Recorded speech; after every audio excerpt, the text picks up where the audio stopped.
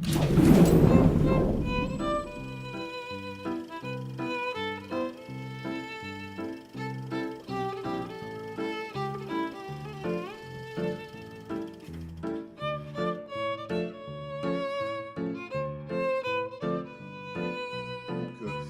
fur et à mesure, quand j'ai grandi, je me suis dit que finalement, ce rêve d'enfant, il méritait peut-être que j'essaye de l'atteindre, même si, effectivement, moi, quand je parlais de ça, tout le monde, ça faisait un peu sourire les gens, parce que tout le monde me disait, bon, c'est très bien tes histoires, mais ça n'arrivera pas.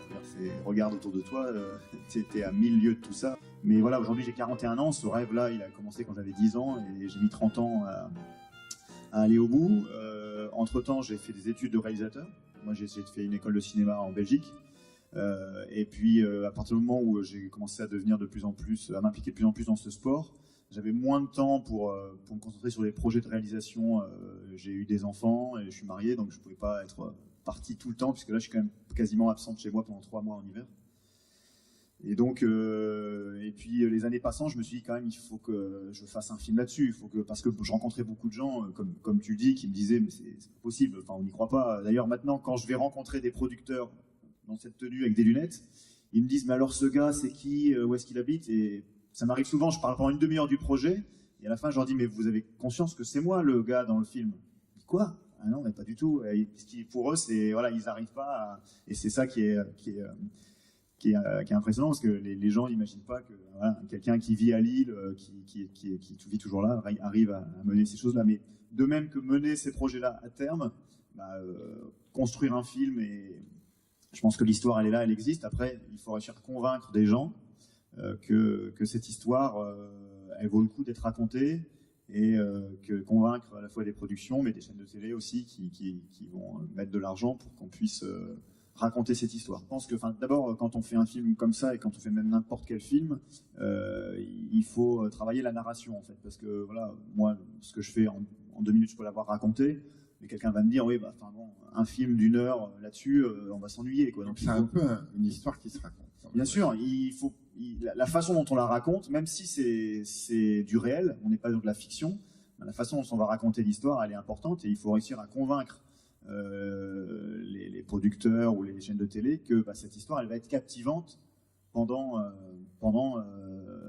52 minutes ou voire plus. Le mode de production du film, on l'a fait un peu à l'envers, parce que d'habitude, normalement, on a une idée de film, on prépare un dossier, on va rencontrer des gens pour les convaincre. Nous, en fait, David, la première fois que je l'ai rencontré, c'est en Norvège, c'est-à-dire qu'on s'est eu que par téléphone, il m'a rejoint là-bas, on a filmé ces images-là, mais ces images-là, on les a filmées il y a 2 ans. Et on s'est dit, il faut qu'on les montre, ces images. Donc il faut qu'on fasse voilà, comme un petit court-métrage documentaire qui montre ce qu'on a raconté en un petit peu en quelques images, et qui montre ce qu'on est capable de faire. Et c'est vrai qu'on se rend compte que dans les rapports avec les producteurs, ça fonctionne très bien d'avoir déjà des choses à montrer que d'avoir juste du papier avec quelques photos et puis des bonnes intentions. Là, les gens voient vraiment de quoi on parle. Mais après, j'ai demandé à Jean-Jacques il trouve des points communs avec sa démarche, dans la démarche de Thibaut. Voilà. Oui, si ce n'est que moi, je débute, mais tout en débutant et en connaissant... oui, il y a des points communs, c'est-à-dire que... Il y a un autre point commun, c'est que tu habites en montagne, tout en haut d'une montagne. Oui, enfin, donc le blanc, vous l'avez quand même en commun. Non mais, le blanc, l'hiver, toi, tu es dans ta petite maison... Ce sont les Alpes-Maritimes. Non mais... C'est un peu plus calme.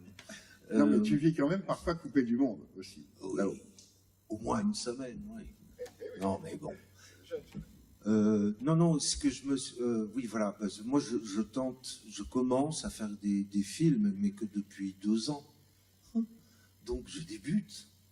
Donc, je suis très optimiste, comme tous les débutants. Non, ce qui est en commun, c'est que j'ai très, très vite compris qu'il valait mieux faire ce que vous faites, c'est-à-dire commencer quelque chose pour pouvoir en discuter avec des productions, plutôt que d'aller effectivement avec un papier rempli de bonnes intentions. Voilà, ça c'est très en commun. Dans la vie, je pense que tout le monde a des rêves qui sont très différents, et on peut décider d'aller au bout de ses rêves contre vents et marées, et on n'y arrivera pas forcément. D'ailleurs, là, moi, je suis pas sûr d'aller au bout de cette course que je vais faire, mais je pense que ça vaut le coup d'y aller, et comme je dis dans le film, il faut... j'aime sortir de ma zone de confort et me mettre en danger. Donc voilà. Il était marqué, ceux qui pensent que c'est impossible sont priés de laisser tranquilles ceux qui essaient. Ouais, c'est exactement ça. Je ne sais pas à quel point ça a eu un impact, mais je me souviens que mon père me racontait, quand j'étais un peu plus jeune, me racontait l'histoire de Christophe Colomb, et il me dit, tu sais, à un moment, eux, ils sont partis sur la mer, ils ne savaient pas ce qu'il y avait de l'autre côté. Il y avait des gens qui leur disaient, vous allez tomber. Donc, à un moment, il faut le faire, et puis, il n'y a que ceux qui n'essaient pas, qui n'y arrivent pas. Donc, Alors, en ce qui concerne mon rapport avec l'adrénaline, moi, c'est pas à ce point. Disons que effectivement, je peux être isolé dans la montagne. Comment? Ah bon? Non, mais bon, je ne fais plus rien. Je ne fais même pas mon âge.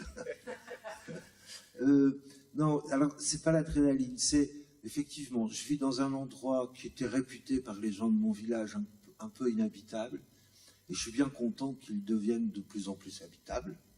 Et donc, en fait, c'est pas de l'adrénaline, c'est que, on va dire que je me suis choisi un certain nombre de contraintes et que je suis assez content d'arriver à les anticiper. J'ai fait plein d'erreurs la première année où j'étais là-bas, mais je suis dans un endroit où quand on fait une erreur, on la fait qu'une fois. En fait. C'est un petit peu comme moi là aussi. Ouais. On n'a pas de deuxième chance. Ouais. C'est ça, on l'a fait qu'une fois parce que ça a quand même des conséquences et donc on s'arrange l'année suivante pour pas refaire la même. Mais je voudrais revenir sur ce que vous disiez, parce que sur le fait, qu'est-ce que c'est être réalisateur, et moi je pense que s'il y a bien un point commun entre tous les réalisateurs, c'est la curiosité. C'est-à-dire qu'il faut être extrêmement curieux sur le monde, il faut avoir envie de rencontrer des gens différents, de plein d'horizons différents, et d'aller raconter leur histoire. Je pense que c'est ça aussi. Moi, j'ai fait, quand j'étais en école de cinéma, mon film de fin d'études, c'était un film sur un artiste d'art brut, donc qui vivait dans un hôpital psychiatrique, qui avait été abandonné par ses parents, etc. Et qui s'est mis un jour à fabriquer des œuvres à partir d'objets de récupération. C'est un artiste qu'on peut voir, dont on peut voir les œuvres au musée d'art moderne de Villeneuve-d'Ascq. Et finalement, moi, quand j'ai fait ce film, je me suis dit, mais en fait, j'ai rencontré ce gars-là, et moi, mon travail de réalisateur, c'est de raconter son histoire aux gens, de la faire connaître, parce qu'elle est extraordinaire. Et donc, un réalisateur, c'est quelqu'un qui est curieux, puis un jour, il va voir une histoire, et il va dire, mais cette histoire est extraordinaire, il faut que je la raconte. Et si moi, je la raconte pas, elle va rester tue. Et c'est vraiment ça, là, moi, je pense, quand je discute avec, enfin, je pense qu'on est très différents, on fera sans doute jamais les mêmes films, peut-être, je sais pas, mais en tout cas, c'est ça la connexion qu'il peut y avoir entre nous, c'est d'avoir d'être mis au courant d'histoire et d'avoir envie de la raconter, de dire ça, il faut qu'on la raconte. Avant de faire des films, j'écrivais des chansons.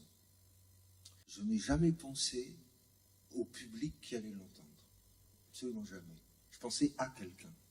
Un peu comme une lettre que j'envoie à quelqu'un. Et sans être pédant, c'est Stendhal qui disait ça il y a donc bien longtemps. Il disait qu'il veut plaire le plus généralement, plaît le moins profondément. Et je pense que c'est vrai. Mais je pense qu'un producteur, il veut plaire très généralement.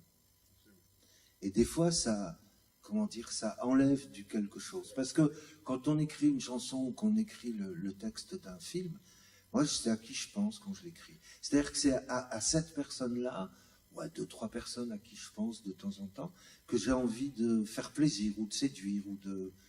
Et si, c'est un peu comme dans une salle de spectacle, on ne peut pas avoir un regard vague dans une salle de spectacle. Il faut regarder quelqu'un. Parce que les 10 personnes qui sont autour penseront que c'est eux qu'on regarde. Sinon, on a un regard vague. Et je pense qu'il faut... c'est tout. Juste pour dire qu'il faut d'autant plus d'optimisme qu'on est confronté à des producteurs qui sont effectivement dans des standards, que n'ont d'autres visions que la rentabilité commerciale, entre guillemets, et qu'aller jusqu'au bout de votre projet, c'est faire preuve effectivement d'un optimisme sans borne, si je puis dire. Donc, bravo pour ça, mais il faut avoir le courage et la force de le maintenir. Cette mise en bouche, là, effectivement, ce court-métrage, cette mise en bouche, nous met en appétit. Et je pense qu'en fin de compte, l'histoire, il y a 3, peut-être même 4 ingrédients qui font que ça attire, que ça donne un intérêt à réaliser ce film. Ces ingrédients, ce sont en fait les ingrédients qui font vibrer un petit peu les gens et les font rêver. C'est l'aventure, la passion, parce que les passions, en fait, les gens passionnés, ça intéresse toujours les gens, ça. C'est effectivement, on se pose toujours des questions, comment peut-on ressentir de telles passions? Donc il y a la passion, il y a l'aventure, il y a aussi la liberté, l'esprit de liberté dans un paysage comme ça, effectivement. Et puis, et peut-être un autre ingrédient qui fait aussi un peu vibrer, c'est l'insécurité, le risque. Donc ce sont des ingrédients qui donnent de l'intérêt, effectivement, à la réalisation d'un tel film. Moi, je pense qu'effectivement, ça part sur des très bonnes bases, quoi. Donc, qui peuvent intéresser un grand nombre de personnes. Voilà ce que je voulais dire. Enfin, moi clairement, enfin, je veux dire, au-delà là, on voit les belles images à Norvège. Moi, ce que je veux vraiment dire, et je veux faire aussi ce film parce que j'ai des enfants, j'ai 2 garçons de 8 et 10 ans, je veux leur dire, il faut, même si on vous dit que c'est pas possible, que bon, ça serait mieux finalement que tu fasses des études plus simples, et puis là, tout le moins, tu vas trouver du boulot, etc. C'est de dire, bah non, prends des risques. Si tu as envie de le faire, fais-le. Tu vas peut-être pas y arriver, tu vas peut-être te casser la gueule, mais au moins, quand tu te retourneras, tu te diras, au moins, c'est pas grave, j'ai essayé. Moi, dans la vie, j'ai essayé plein de trucs, j'ai pas tout réussi, loin de là, mais j'ai pas de regrets. Et je pense que ça, c'est important, et c'est ça aussi que je veux dire, c'est que moi, quand j'avais 10 ans, que j'étais un petit garçon asthmatique du nord de la France, et que je lisais Jack London dans le lotissement où j'habitais, dans la banlieue de Lille, les chances pour que je me retrouve là, ils n'étaient pas forcément très élevé, mais j'ai eu la folie d'y croire, et que finalement, voilà. Je pense que je vois beaucoup de gens qui me disent oh, c'est incroyable, vous avez de la chance. Je pense que la chance, ça n'a pas grand-chose à voir là-dedans, c'est la détermination, la volonté, et c'est pareil dans le parcours de la production d'un film, on est exactement là-dedans aussi, hein. Il y a des moments d'euphorie. Tant qu'on n'a rencontré personne, on est persuadé que son histoire elle est extraordinaire, que tout le monde va là. Puis un jour, on montre. Alors, je suis ravi de ce que vous me dites. Mais moi, j'ai montré ce film à plusieurs producteurs. Il y en a qui m'ont dit c'est très bien.